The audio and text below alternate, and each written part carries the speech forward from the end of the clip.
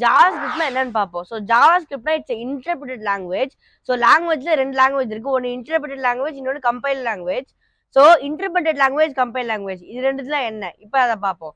So first நம்ம computer இருக்கணும்னா நம்ம கம்ப்யூட்டர் சிபியூ இருக்கும்.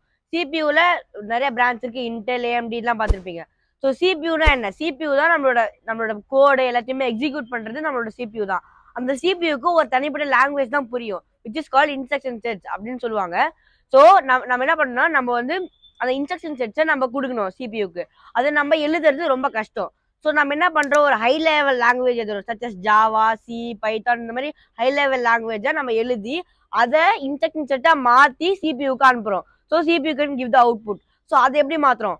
ஸோ ஹை லெவல் லாங்குவேஜை சிபியூக்கு புரியுற மாதிரி இன்ஸ்ட்ரக்ஷன் செட்டா மாத்துறது வேலையை பண்றது தான் கம்பைலர். ஸோ இந்த வேலையை தான் கம்பைலர் பண்ணுது.